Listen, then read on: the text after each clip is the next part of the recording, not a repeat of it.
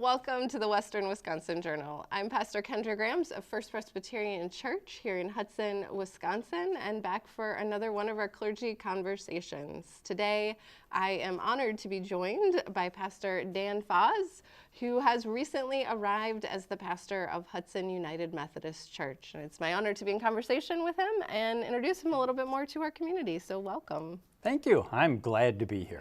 Good to have you. Well, let's start out with Dan as a person. Pastors are also people first and foremost. Mm-hmm. So who are you as a person? What should the community know about Dan the person? Dan the person. Well, I grew up in St. Paul and graduated from high school there and went away to school and lots of places. But coming to Hudson feels like home in many ways, just because it's very close to where I grew up. I enjoy bicycle riding. I enjoy motorcycles. I enjoy cameras and photography. So those are things that occupy me when I'm not working. Lots of interesting and different vantage points to see the world through in Yes. that way, I'm sure. Yes. Great. Well, tell us then about how you came to your home within what I call the big Christian family tree, United Methodist Church. How did you come to be part of that church, and why does it feel like home to you? Okay. I grew up in the church. I can't remember the first time I was in the church because we were always in the church as a family. It wasn't United Methodist Church, but faith was important in my family life. And as I grew up, we bounced around to a few different denominations. Baptist, Covenant, Presbyterian, non-denominational, and but always seeking after a deeper relationship with Christ. And it was some 25 years ago that I began to entertain seriously the idea of becoming a pastor. And it was a time that took a lot of answering of questions for me. I was in a successful career in healthcare administration and doing well, liked what I did, but I just couldn't let go of this nudging. And so I finally said, okay, God, if this is what you want, if this is what you think, then I'll follow. And didn't really think it would happen because there just seemed to be so many obstacles in the way. But those obstacles were overcome quickly, and it wasn't an easy time in seminary, but it was clearly the right call. So that was, 2002 that I went to seminary. Started right away in the church world at that point, the United Methodist Church down in the Chicago area. Great. So take us from then till now. What in those 25-ish years of pastoring, where have you been? What have you learned? Sure. I've been at 3 different churches in the Chicago area. And while we were there, my wife and I kept saying, Wisconsin is home. And so when the opportunity came for me to be transferred to a church in Hayward, Wisconsin, a little north of us here, that we jumped at that. And so that was a way of really coming home for us. And been in Hayward and then down in the Milwaukee-Madison area after that, Oconomowoc and Whitewater, and then now here in Hudson. In the Methodist Church, we as pastors don't select our own place. The bishops tell us, you go here and you go there. It's not quite as arbitrary as it sounds, but sometimes it feels that way. And so we're thrilled to be here. One of the things that I think I've learned. In some ways, I see myself as a carpenter, not because Jesus was a carpenter, but I see myself as a person who has a toolbox with lots of different tools, pastor tools. And some of those tools work well in one congregation, and some of those tools don't. And so over the past 25 years, I've collected a lot of those tools, but they don't all fit where I am at any one particular time.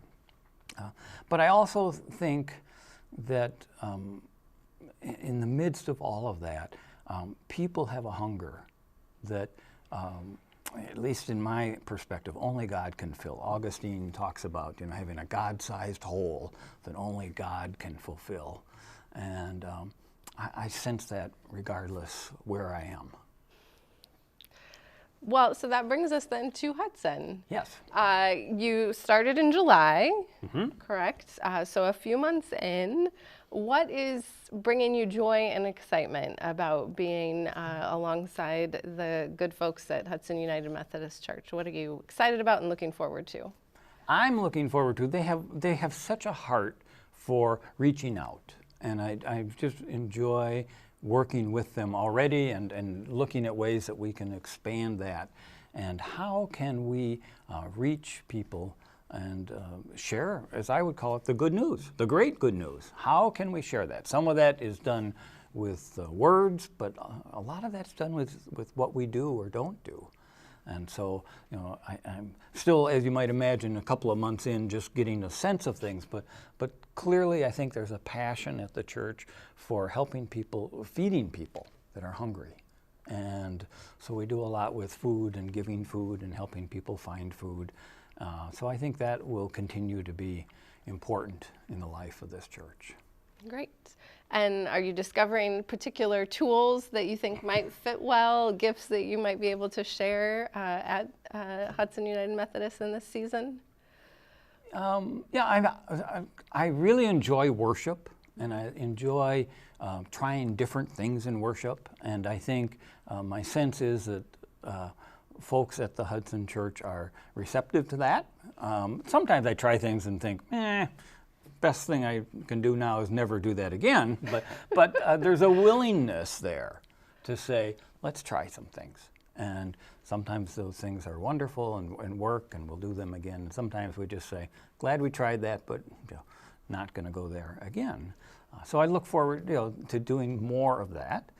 I also, I think that so much of what we do as pastors is relational. And so I'm slowly getting more integrated and involved with small groups. And I think building those relationships, I'm especially interested in helping people to grow in their relationship with each other and with God. Specifically, we call that discipling sometimes in the church world, but those kinds of things are certainly things that I feel are important to me and things that I can do well. And my sense is that the church is receptive and excited about some of that. Great. Well, so on the flip side, we live in interesting times, to put it mildly. Yes. There's lots of culture shifts, and that includes culture shifts in the church and challenges in the church. What do you see in this space, either nationally or more locally as you get to know the community? What do you see some of the key challenges that Hudson United Methodist, or the church in a bigger sense, is addressing or needs to address or can engage creatively to help do some of the good work you're pointing to? Yeah. You may or may not know, but the larger United Methodist Church has had a number of years of struggling about how do we involve or not involve our LGBT brothers and sisters and how they're involved. And there's been about 25% of those United Methodist churches have left and started other denomination because they take a more conservative view on that. So how do we, as now two different Methodist denominations, continue to be in relationship with one another? And we're figuring that out because to me, being able to do things together speaks so well to who we are as Christians. One of the, I appreciate doing things together just with the different churches within Hudson. I'm just getting started in all of that. Yes. But to be able to do those things together, when we hear so much in the news about, this church is mad at that church and they're spitting at each other or making caustic remarks to each other, and I think of all people, we as church people should be different. And so if we can do those kinds of things and do them well, despite the fact that we may have some profound differences, and it's not going to make the headlines. It's not probably even going to make page 2. But I think that's what we're being called to do. Yeah, and how have you, I've often talked about it in both ands, right? The both and of there is great worth in working together, and it requires us to know who we are and be clear about our convictions, to find those places of commonality. So as you think back maybe about previous congregations or contexts in which you work, what have been some of the most life-giving moments where people have been able to navigate that both and of, we have differences, we're clear about them, but here's a space where we can do good together? Yeah. One of my favorite times was when it was a small church in the Chicago area, and we were involved in some Hurricane Katrina recovery work. And for several years would go down a couple times a year, worked with these small little churches in a town just outside of New Orleans called Pearlington, Mississippi. And there were 4 churches there that were devastated by that hurricane and the wall of water that came through. And so we got partnered as a United Methodist Church with a Southern Baptist Church out of Florida. And so the 2 churches were there on the same weeks in the spring and in the fall. And I remember thinking that if we started talking theology, we could have we would have been in very different places. That we didn't share. We shared a lot of theology, but we were known to have some profound differences. Yeah. Let's just leave it at that. And yet, these folks, we did so much better together. They did better because we were a part of it. We did better because they were a part of it. And we worked side by side. And I always thought, if we can have those sorts of common goals and think, if the important thing is helping these churches rebuild, it doesn't matter if you believe, baptism must be by immersion, or I think it's okay by sprinkling. That doesn't matter. What we're here to do is to help these fellow Christian brothers and sisters rebuild their church home. And so I think when we can focus on an issue and say, you and I may share, our churches may share a passion for people who need food and are struggling with food insecurity. There's some differences between the ways that we believe, but Jesus tells us, feed the hungry, and we can both agree on that. And there's not much, theological debate about, well, he didn't really mean feed the hungry when he said feed the hungry. Yeah, he meant people are hungry and need some food for their stomach. Absolutely. Well, so for those who may be more interested in the Hudson United Methodist Church, what are some key things they should know if they want to check out, learn more about you or the church, or come for a visit? Where can they go for more information? Okay, we've got a website, and for the life of me, I can't tell you what it is. So if you just do a search on Hudson UMC, I'm sure it'll show up. I can't remember the website. But we're at 1401 Laurel Street. And our worship services are 8:30 and 10:30 on Sunday mornings. You're welcome to call and talk to me or to our church secretary, Kathy, and we'd be glad to give you more information. Awesome. Well, so if you're interested, we hope you will follow up and get more information. It's great to have you. Thank you for the good conversation, and certainly we hope your ministry here blossoms in Hudson, as it sounds like it has in other places. I look forward to collaboration, too. I do as well.